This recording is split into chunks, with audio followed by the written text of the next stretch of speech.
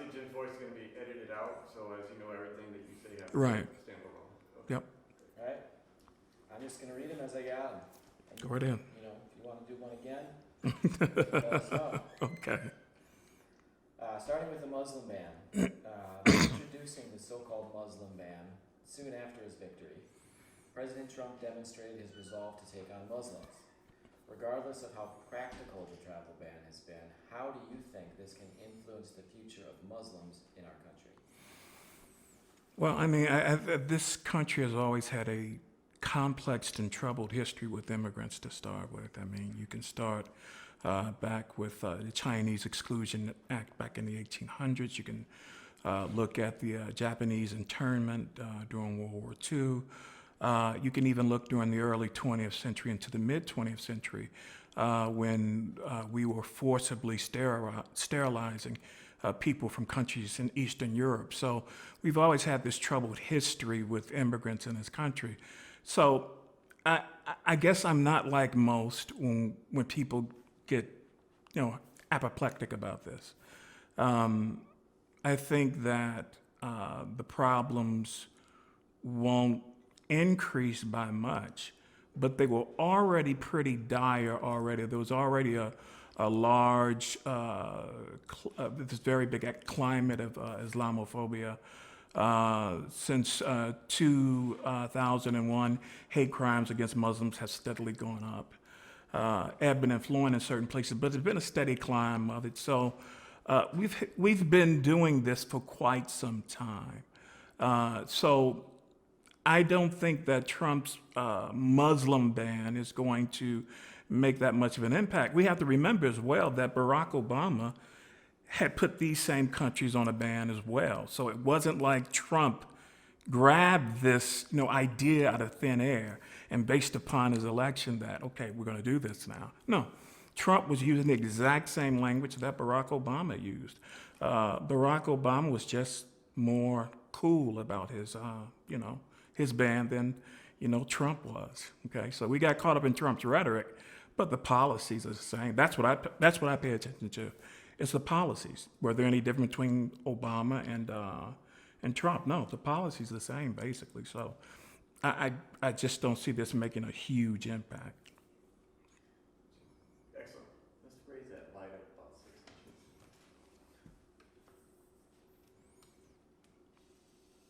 Okay.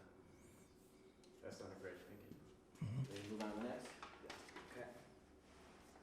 All right, considering the fact that travelers from countries truly supporting terrorism like Saudi Arabia are not even included in the travel ban, how effective could such a measure be in keeping the United States safe as claimed?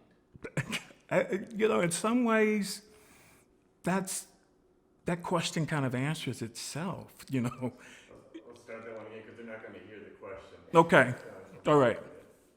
You want me to read it again? Yeah, read it again. Okay. Considering the fact that travelers from countries truly supporting terrorism like Saudi Arabia are not even included in the travel ban, how effective could such a measure be in keeping the United States safe as claimed? Okay, the fact that this ban doesn't include Saudi Arabia or places like Qatar, it's kind of, it's self-defeating. And when we think about 2001, when we think about 9/11, this is where the terrorists came from, was from Saudi Arabia. So Wahhabism, which is the main thrust of extreme Islam, of extremists, the extremist sect of Islam, isn't impacted by this a great deal. It's not. So they have this fish net, but the fish that's the most dangerous, they leave an opening for. It makes absolutely no sense to me that you create this ban against Muslims because you're concerned about terrorism, but the main supporter of terrorism across the globe, they get a free pass into the country. Makes absolutely no sense from a policy standpoint, but from an economic standpoint, it makes all the sense in the world. We get most of our oil from Saudi Arabia. So how in the world could we explain not letting Saudis into the country and yet, okay, give us your oil? It just doesn't work that way. So from a policy standpoint, it is the height of hypocrisy and the height of ineffectiveness. From a financial standpoint, I see exactly what they're doing. Okay. How will the Islamophobic faction that pushed President Trump to issue the Muslim ban continue with its agenda if his executive orders ultimately fail? I mean, they'll continue to do, if Trump's executive order, yes. Yes. If Trump's executive order against, Muslims, a ban against their entry into this country, and a ban against those who have traveled to those countries within a certain time period, if that expires and it fails, I don't think that bigotry is going anywhere. We have in this country, as I said, a troubled history with the different. This, what I would call this xenophobic impulse that seems to run across the decades and centuries of this country, seems to run across the eras of this country. So if this ban expires, this executive order expires, it fails, I mean, bigots are still going to be bigots. They will still try to go through the same mechanisms of power they always have through their own elected officials, whether it be at the local, federal, or state or the state level, whether it be through the mechanisms of employment, where they'll put in discriminatory policies, or whether it be just in their individual lives. I don't think bigotry is going to take a vacation when this expires, because the same bigotry that made this a reality will be the same bigotry that exists after this executive order is long gone. Let's remember, after slavery, Jim Crow followed right behind it. So, I mean, it's not like there's going to be some sort of paradigm shift when this executive order is no longer in effect.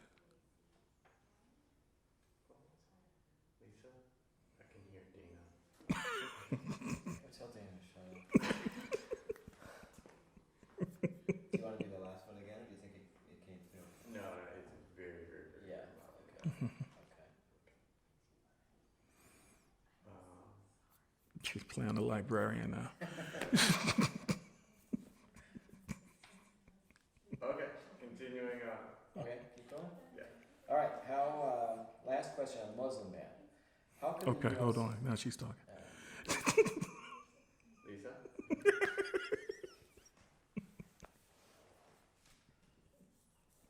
Are they done? I can't see. She's closing the door now. Having a long discussion about the importance of Okay, moving on. Okay. Okay. All right. Thank you.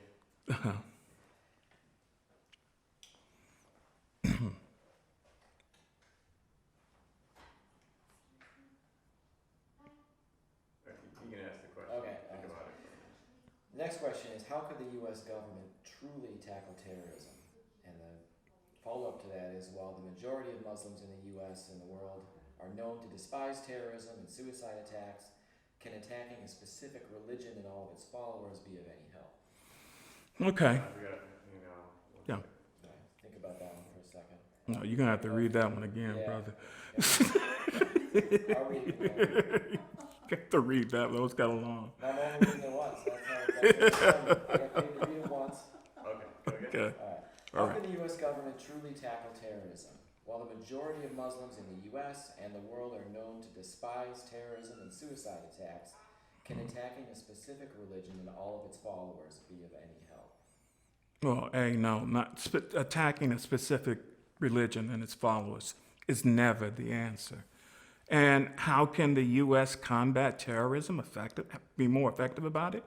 Well, you think about the countries we've banned, those are the countries we've invaded. So I think a quick and easy answer to that is stop invading countries to the point to where you're creating refugees, where you're creating a refugee crisis. Stop disrespecting the sovereignty of other nations in that region. You can stop terrorism in that way. Syria did not have a terrorism problem until we stepped in. Libya did not have a terrorism problem until we stepped in. Yemen did not have an extreme terrorism problem until we stepped in or allowed the Saudis to step in.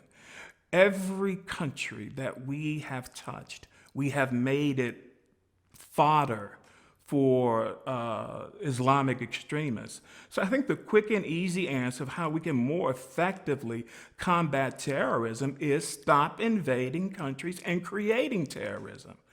The more bombs we drop, the more drone missiles we shoot, the more boots we put on the ground in these nations, the more terrorists we create. This has been proven over and over again. This is beyond contestation. So I think that's the quick and easy answer to this. First and foremost, stop creating the conditions that create terrorism. By the way, stop funding, stop arming, and stop training terrorists. I mean, that would be great as well. I mean, we created the Taliban. We created ISIS and Daesh in some of these places. We've armed them. You realize that these people in other countries, and we talk about people in these countries, Muslims in this country and abroad, hating terrorism and hating, suicide bombings. You know why they hate them? They hate them because they're the main targets of it. This is the one thing we forget. We're so caught up in our own little world, we forget, especially in the West, we forget that the main targets of Muslim extremism are other Muslims. So, what else can you do?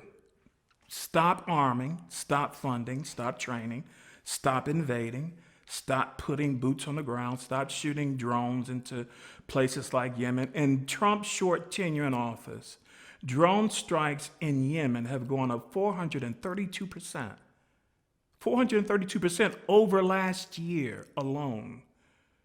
He's been in office about 109 days now. And already, drone strikes into Yemen are up 432% over 2016. I think that's where we start. We stop doing things like that. Good. All right. Moving on to immigration now. As part of his crackdown on immigration, President Trump is emboldening federal agents to get engaged in removal process of what he calls illegal aliens. What do you think would be the long-term consequences of such an action? Not to say that distrust of government and law enforcement will be something that's something new. I think you'll see an expansion of that. And this is something that the left and the right in the U.S. agrees on. They have this healthy skepticism and this great distrust of government and law enforcement. And I mean, given law enforcement and this government's, record when it comes to human rights from time to time, we are looked upon as the beacon of human rights, but we've been one of the greatest abusers, if not the greatest abusers of human rights, not just in this country, but abroad. So I think what you'll see is an increased distrust of government, an increased distrust of law enforcement to the place where it will be irreparable. I think it was already at the stretching point. I mean, you think about, I certainly think about this being a black man in America and being the father of 3 black young men. I think about, the unarmed black people that are being killed. And so if if I have this distrust of government now, what does increased law enforcement do? What does the increasing of ICE agents do? And what you do to these communities and what you do to groups of people, especially our Latina and Latino brothers and sisters, what you do is what's been taking place in black neighborhoods for quite some time now. The law enforcement is no longer serve and protect. They become an occupying power like they do in other nations. And when you look at how militarized the police force has become, and law enforcement has become in this country, that's not a big leap to look at them as an occupying power in your neighborhood. So I think that's the deep and lasting effect of a policy like that. Can you add something else? I just want to do like one line up front, just specifically referring to this recent crackdown on immigration.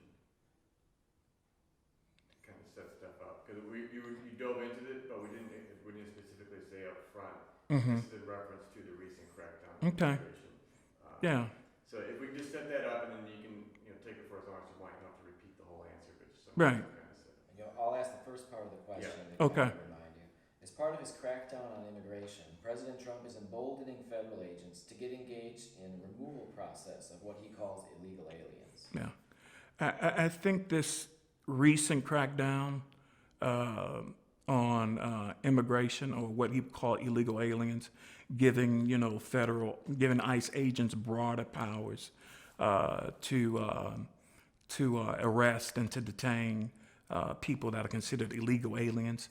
I don't even like the word illegal when you're talking about human beings. I mean, I think I think it's a dehumanizing thing. I think it's a devaluing of human life. It's a devaluing of a contribution that these people are making in this country. They are those who are making our beds in our hotels, who are picking our avocados and our tomatoes. They are the ones in Alabama and in Georgia. They pulled this experiment where they did exactly what Donald Trump is doing. They did exactly what he's doing in giving ICE agents broader powers and detaining more quote unquote illegal aliens. And what happened is their economy plunged, because the local population didn't want to do the jobs that these people were being, that these people were being taken from. So we tried this experiment already, and we've seen the consequences of it. And the local population in Alabama, and we're talking about the Deep South, Alabama and Georgia, they almost put on their riot, the pitchforks, and flaming torches, the rioters' handbook, and they forced their state government to reverse those laws. So we've seen what happens when this. So those are the consequences of laws such as that. Yeah. All right. How do you predict the outcome of President Trump's war on cities that have declared sanctuary status to support undocumented immigrants, considering a recent ban placed on it in Texas? I mean, Trump's war on sanctuary cities, once again, as I answered in a previous question, and notwithstanding Texas' ban on sanctuary cities, I think is really unenforceable. I don't think it's as enforceable as he thinks, because if this was able to be done, it would have been done already. But once again, we go back to this great distrust, this greater skepticism of law enforcement and government, and the local law enforcement and the federal government becoming an occupying power within their own country, within communities in this country. One of the most demoralizing things of a people is to be oppressed on their own soil. And there may be those who say they don't belong here, they're here illegally. Well, they're paying taxes that they'll never see the benefit of. They falsified records, you don't get the benefit of Social Security. You don't get those things back. So they paid into a system far more than they'll ever get out of that system. So I think they've done a great service to this country. And laws such as trying to ban sanctuary cities is a big slap in the face, a huge slap in the face, in light of what they've contributed. But you run the risk of being looked upon as an occupying power, and those things never end well. They never end well. Being an occupying power throughout world history has rarely, if not ever, ended well. So that's what I think we have to look forward to. Nothing good. Nothing good. Let's hope somebody, regains their sanity through all this. All right. Is there anything else that's what I was given with this is now a couple hours old. Is there anything else that you want to add on or that they asked you to address? No, I mean, since we're talking about immigration and Muslim bans, it reminds me of my book, When Racism is Law and Prejudices Policy. And through the book, I talk about the early years of colonial America. I talk about in the book the First Nation Removal Act, where they take Native Americans off their own land. I talk about the Chinese Exclusion Act, which was the first immigration law in U.S. history. There was no immigration ban in the history of the U.S. until the Chinese Exclusion Act of 1850, I believe. There are laws that were passed in the early 20th century that slowed the flow of immigration from countries like Germany, from countries like Lithuania, from Eastern European countries, while at the same time increasing immigration, from countries like Sweden, Norway, because they have the good blood, the good genes. And so when you look at what's happening right now, we are hearkening back, we're going backwards. We're hearkening to a bygone era in U.S. history when we talk about this sort of rationing and this sort of excluding of quote unquote Muslims or people from Muslim or Arab countries because of the fear of terrorism, which is the height of hilarity in an ironic sense, not in the actual sense, because it's actually sad. But when you think about it, you are 7 times more likely to be killed in this country by a white right-wing extremist than you are a Muslim one from a foreign country. What are we doing about that? Not much, and we won't. So that's that. All right, thank Good you. note to end with. All right, we'll cut